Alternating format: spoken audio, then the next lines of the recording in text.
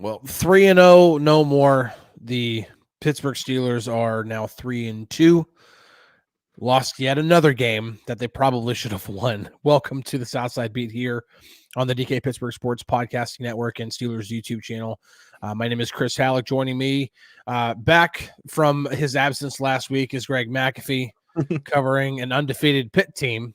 That's the reason why he wasn't here last week. And then Matt Williamson, as always. Matt, glad to have you back on the show. And I'm definitely excited to be talking about, well, football, because win or lose, we get to talk about football, and that's always exciting to me.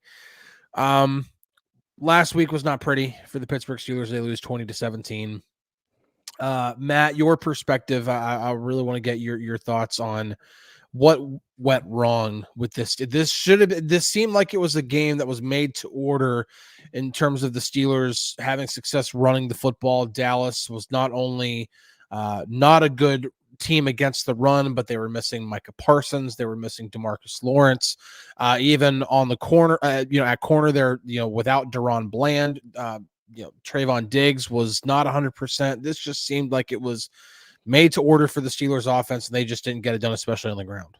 Yeah, and to kind of fast forward to the end of the podcast, this is going to be the third week in a row that I say this is setting up pretty well for the Steelers. This is a game they should win. You got them right where you want them. No Micah Parsons, no Devontae Adams, blah, blah, blah. And then you're 0-2 in those games. And the NFL is chaotic and goes that way. I didn't think the Steelers played very well. I thought they were the better team in Indy. I thought Dallas was the better team here.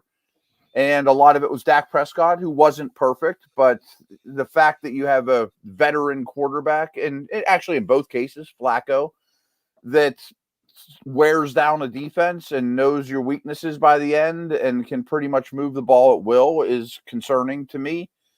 And the offense, 0 for 6 on deep balls. You can't miss open receivers when you're going to be run, deep shot. You got to hit the deep shots. You got to hit more of the layup throws.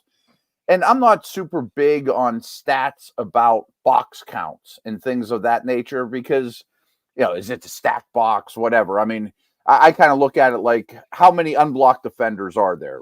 But I did see a stat yesterday that 92% of the Steelers' rushing attempts were into a loaded box.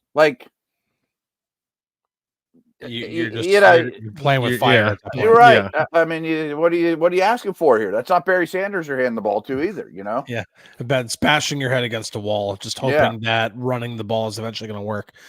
Greg, on the defensive side of the ball, you wrote about it after the game, the miscommunication issues. This is the second week in a row we have heard about that. Now, for those who haven't read Friday Insider on DKPittsburghSports.com, I wrote that specifically about Patrick. Shame on you for 6 weeks if you haven't listened to haven't read that one. Yeah, but it's Patrick Queen, is the he wears the green dot. He's the main communicator on defense, and I wanted to go talk to players, and this is not sticking a camera in front of their face. This is trying to talk to them kind of like off to the side and be like, hey, what's going on with the communication stuff? How's Patrick doing this? What's the adjustment like? Because obviously it's been a different guy. Last year was a different guy the year before, and they're just like, no, Patrick's awesome. Like, I'm not hearing anything bad about Patrick. And so what did you hear? Just kind of reiterate here that for the podcast, what was going on with the miscommunication stuff and what's been able to be rectified pretty much since then, because we know now that the Steelers lost and miscommunication on defense was another big issue. Yeah, I mean, from what most of the players said, I mean, they all think it's correctable. And, from talking to Dante Jackson earlier this week and talking to obviously Beanie after the game, I mean, you got a chance to talk to him.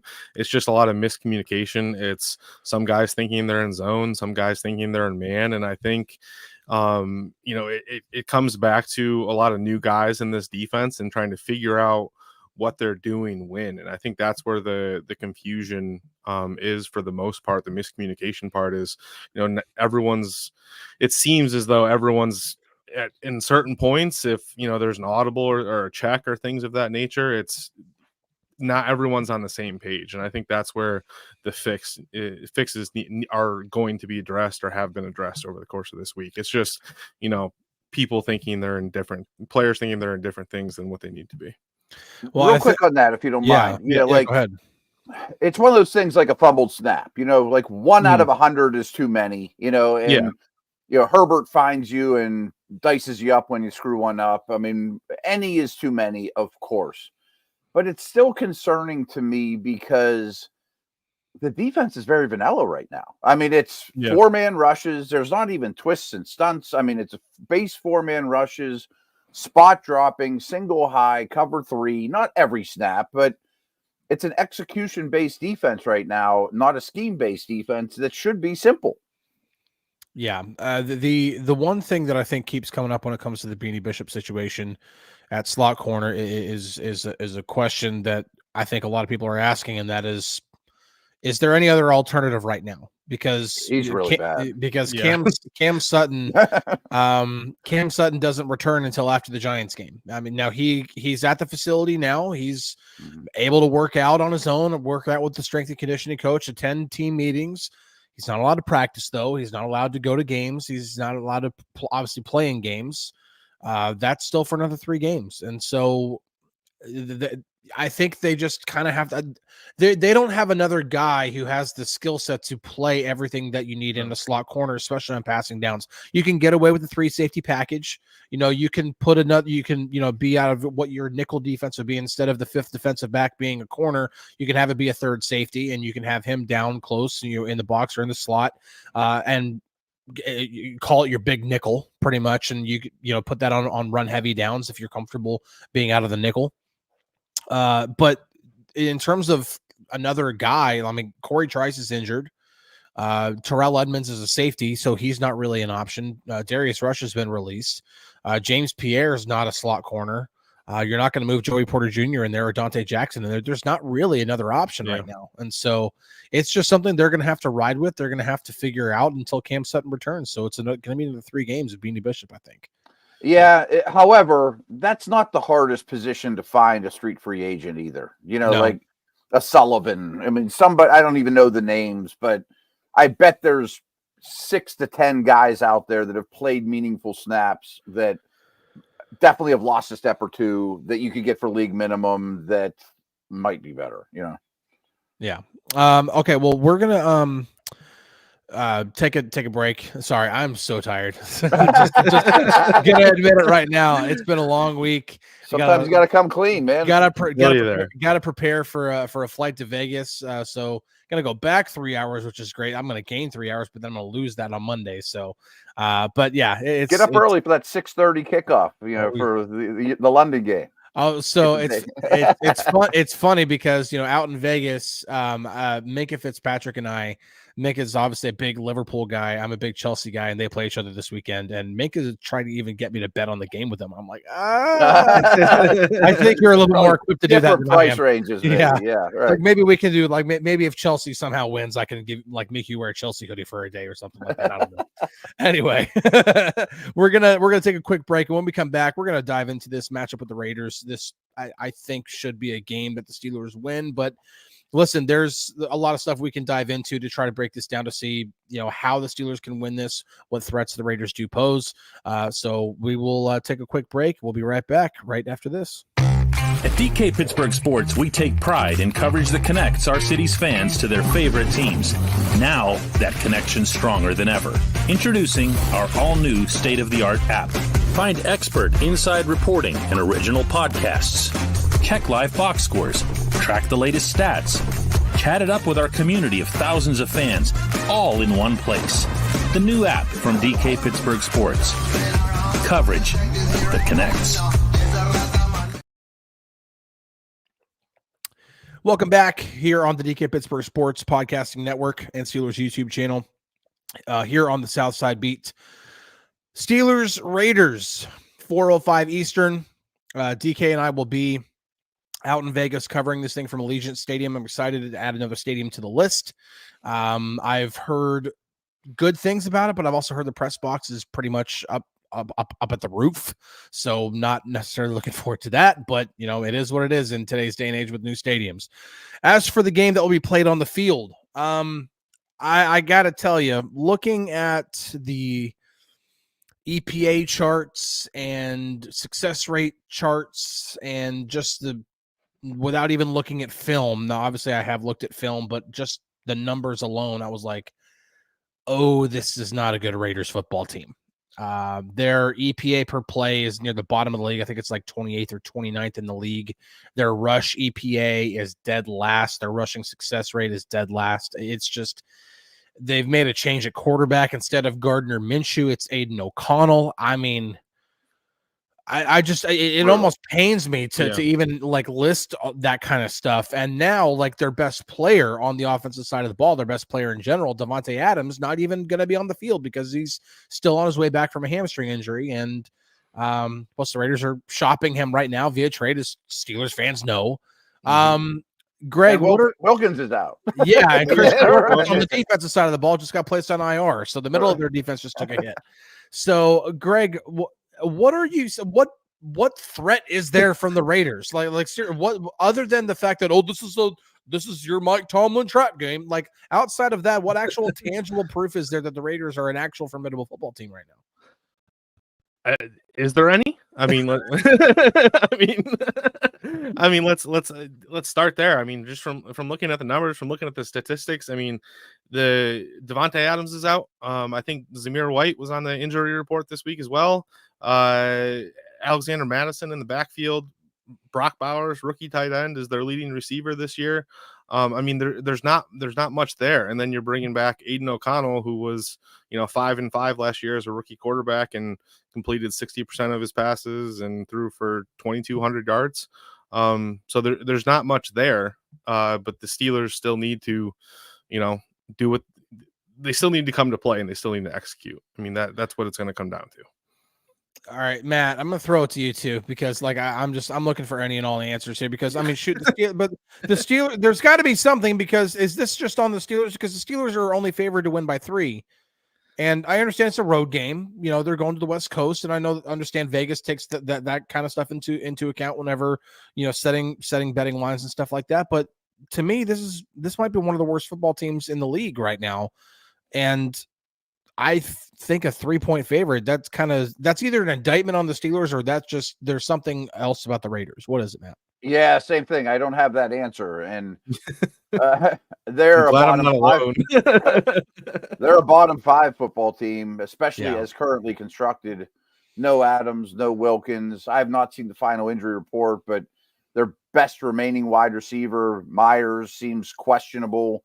Mm-hmm. Their top back, who isn't the top back for any other team, is out, and now you've gone to O'Connell, who isn't very athletic. He isn't very talented. He looks like a lifetime backup to me. And it's sort of a throwing in the towel situation, the living for tomorrow.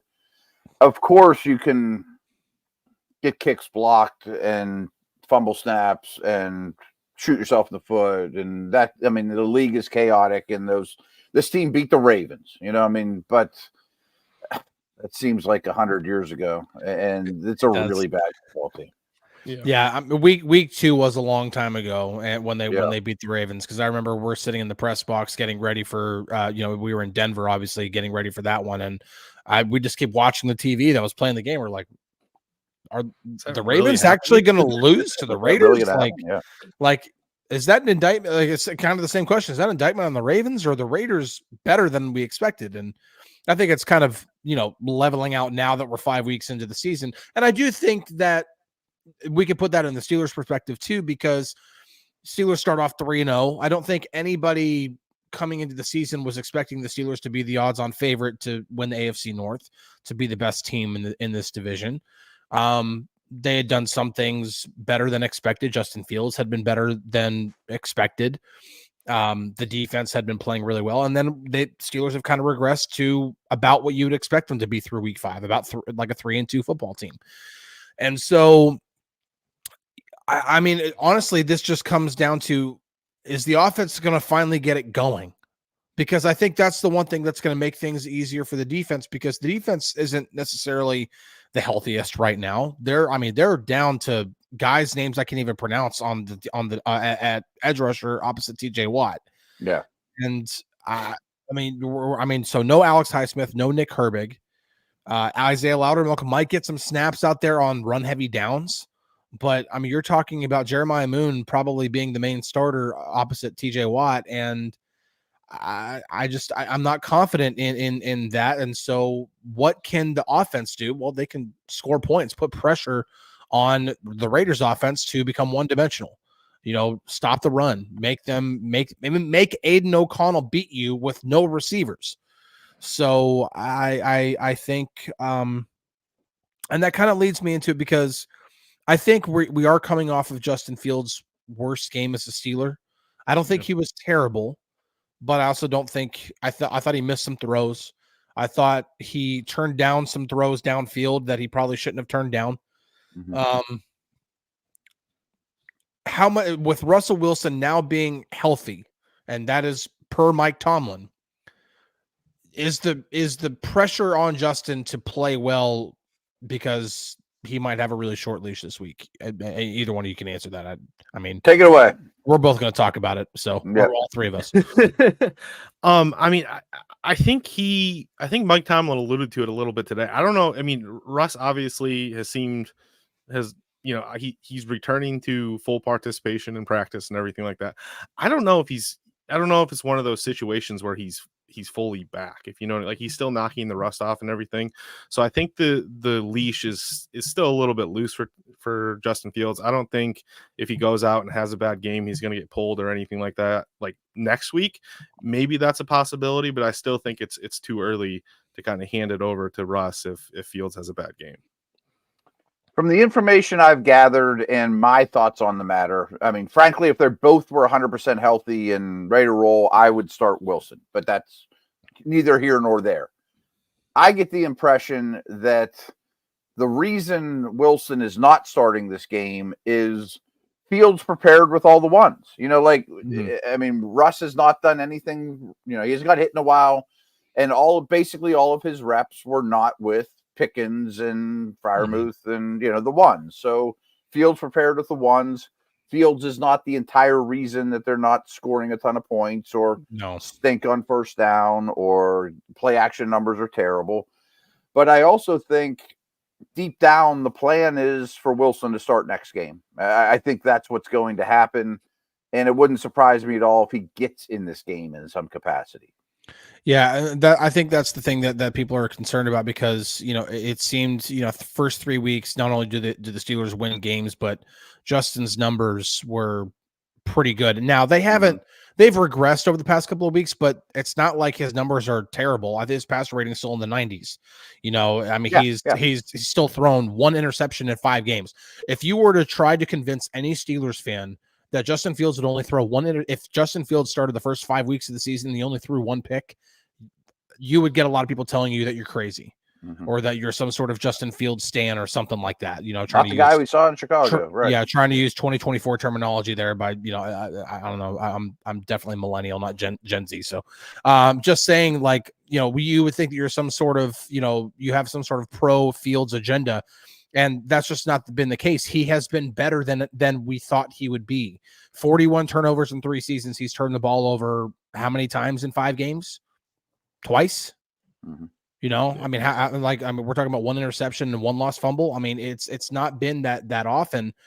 And now he's put the ball on the ground. He's had some times where he's fumbled the ball and the Steelers have recovered. And you don't want to see that either. But at the same time, man, he, like you said, Matt, he's not the reason why they're losing games right now. Yeah.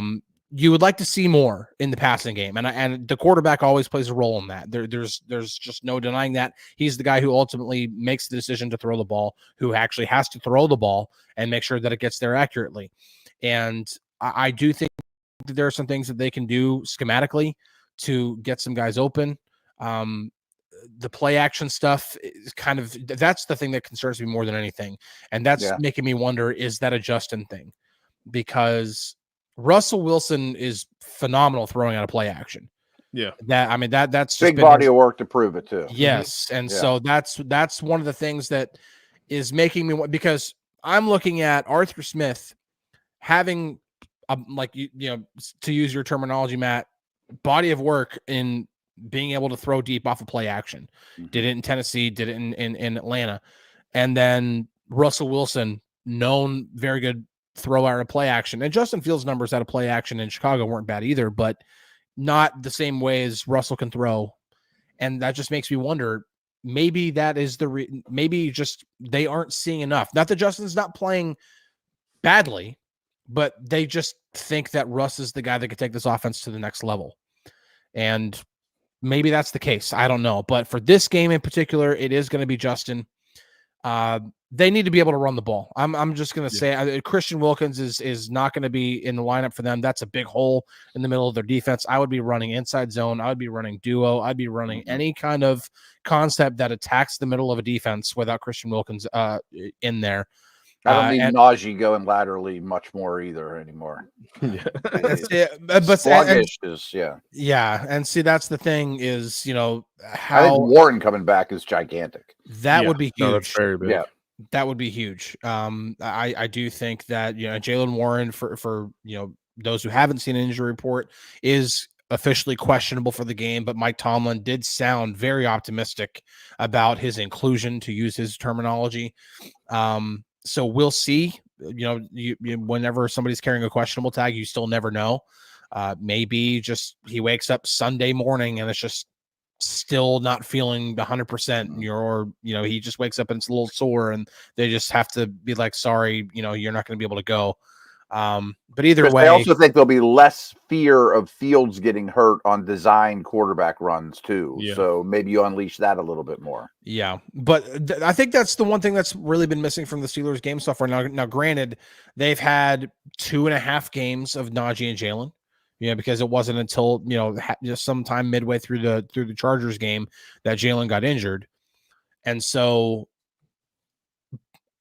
but I still think that, like, not having Najee and not having, like, Najee and Jalen together, that is the thunder and lightning that we've been talking about on the ground. It's, you know, being able to run certain concepts with Najee. It's being able to run other concepts with Jaylen Warren. They complement each other. You know, what Jalen does well, Najee doesn't quite do very well. And what Najee does very well, Jalen doesn't necessarily quite do very well. They really are a very good duo. That's just what they are. So, And you know, you can look at something like, oh, well, they're 0-2 without Jalen, and maybe he's the missing piece. The thing that I would urge fans to do to calm down on the Jaylen Warren thing is he cannot be, to me, he hasn't been able to prove that he is like some sort of workhorse material type thing. He's having a hard time staying healthy in a timeshare. If you try to make him a guy that's going to touch the ball 300 times a season, I don't think he's going to hold up. So, Greg, what is it? What about the offensive line? You've talked with some of the big guys, you know, up front. What else is missing for this run game to get going? Because I think the run game is ultimately what this offense wants to do. What do they have to do to run the ball in this game? Is it the same thing, just attack them where they're weakest? Yeah, I think so. I mean, obviously the injuries have been apparent throughout the first 5 games of the season, and, you know, they're starting to, you know, kind of come together as a full line. I mean, I think this will be one of maybe the only time this season where the same line goes from one game to the next. Right. So there's a little bit of continuity there and everything, and they're able to continue to build that chemistry. I think having Isaac Seumalo back is you know, a huge boost.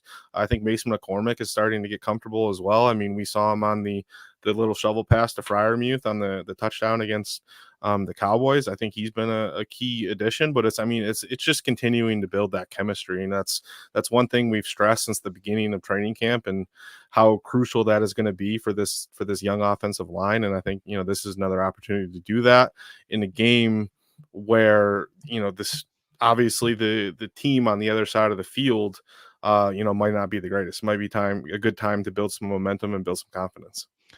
Matt, what do the Steelers have to do to slow down Max Crosby? I think we'd be remiss to not talk about Max Crosby at all, because, well, he's one of the best edge rushers in the game. He's one of the elite ones. He's going to be a Defensive Player of the Year candidate.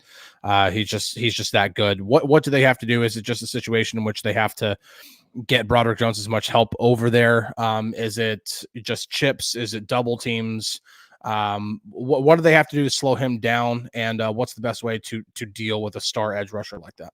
Yeah, and you alluded to Broderick. I mean, it's been about 80% of his snaps have come against right tackles as opposed to lefts. But he definitely will line up on Dan Moore as well. And maybe if he has a lot of success against Moore, he'll stay there. You know, I mean, it's not a set in stone thing. He's tremendous. I really think he's on the same tier with TJ Watt, and same with Parsons, Bosa, and Garrett. I think those 5 are now the elite edge rushers. And he plays every snap, and he plays hard, and he's super long, and he eats up a lot of ground. He's a very fluid and explosive athlete. He's a good technician. And I think Jones is playing a little better, at least in protection, but he's still uneven. I would assume it's going to be the Georgia. I mean, that's a little kind. I mean, it's. I think it's going to be the Georgia boys against Crosby. I mean, if you can get through that, that much beef, 600 pounds of Georgia, then so be it. Yeah, I did a Chalk Talk video earlier this week on the running game with Najee Harris. Trying to I looked at every Najee carry, and based off of what I will just say, in my professional opinion, Broderick Jones he did not do well in run blocking. I think his protection's gotten a little better. The run blocking has not, which is kind of opposite of what you would expect, because Broderick Jones came in as a better run blocker than pass protector. He was just very, very raw as a pass protector. They knew he was raw and would need some time to develop. But when you are seeing just mental errors, like I remember one play in particular, they're running counter, and anytime you're running a gap scheme, it's really easy to kind of point out, okay, who's this guy's guy? And you could easily see, okay, Broderick's uncovered, and based off of what they're running, he's got to go get 50. He's got to go get the off-ball linebacker that's right there. He doesn't go get him, and then by the time Najee is cutting the corner to get around him, Broderick actually turns around, looking around at something. I'm like, what are you doing, man? Like, you gotta go get the guy that you're supposed to block. What is happening here? Watching his tapes like going to an amusement park. Because unless they're teaching counter a different way than I expect it, which is very that's very, very very possible. I just that one blew me out of the way. Not to mention the whiff on a cornerback when they ran crack toss. Yeah. Anyway, let's do a prediction for this game. We've been picking the Steelers to win every week. I don't think people like that. But I mean, shoot, man, like this just seems to be, we talked about it at the very beginning of the show. This seems to be another game which the Steelers should probably win. They're favored by 3 on the road. Greg, what do you got? I haven't sent my official pick in yet, but I think I'm going to go Steelers 17, Raiders 7. I hope, I'm thinking it's a game where they can, get the running game open and maybe open the passing game a little bit, like they haven't been able to. But it has all the makings of a bounce back game, in my eyes, especially with the team on the other side of the field. So Steelers 17, Raiders 7. What about you, Matt? What do you got? I sent in 16-10 Steelers. I think the margin of victory might be greater than that. I also think Pickens, who we haven't talked about his craziness, is ready for about it enough. Yeah, we've had enough of that this week. Yeah, exactly. But I have a feeling he's going to get the football a lot. Yeah. I also think there's going to be well over 50% Steeler fans in that building. And the Raiders are flat out bad. I mean, this isn't even the Steelers are back. I think it's a nice step towards getting back or getting a get right game, but it's really just the Raiders. I'm not sure I'd pick them against many teams right now. Yeah. Yeah. I would not, if the Steelers were playing any kind of formidable foe, I think I would be not very inclined. This was Ravens week. Yeah. This was Ravens week. Based off of everything as well. No, I would not be picking the Steelers to win, but they are just playing a bad football team. that just changed quarterbacks, that is missing its best receiver, that is missing a very good player in the middle of their defense. It's just nothing about that team other than Max Crosby scares me at all. And while I think he can be a game wrecker, I don't see the Raiders having enough on the offensive side of the ball to even take advantage of the fact that even if Max Crosby ends up with 3 sack fumbles in this game, that somehow the Raiders don't have the firepower to actually take advantage of it. So I am going to reluctantly pick the Steelers to win. I really want to emphasize that because I don't, but I will reluctantly pick the Steelers to win. I said it last week, and I really am going to double down on it this week. If they can't run the ball in this game, there's something seriously wrong. That has to be rectified as quickly as possible. So I am going to say that if they can get the running game going, that you are going to see what this offense really wants to do. They're going to be able to control the clock. They're going to be able to open things up in play action, and then they should be able to score some points. Not a lot, but score some points. So I'm going to say final score 20-12. Steelers win in Vegas. And again, not entirely confident in that for as bad as and that's saying something because the Raiders are not a good football team. So all right. We are going to wrap this up. Hope you guys have a great weekend. Thank you so much for tuning in, for listening, for all of your support every single week, every time we do this show. We really appreciate it. Numbers are higher in the show than they ever have been, so we really appreciate it a lot. And we'll be back next week to break this one down for a few minutes and pray to God that we're not having to talk about more ugly football, because I don't like talking about ugly football. Step in the right direction. That's all we're looking for here. Yeah. So, and the Steelers will end up, playing a more high profile game the following week when they come back home to play the Jets. So, either way, everybody have a great weekend. Enjoy the football game on Sunday, and we'll catch you guys on the flippity flip.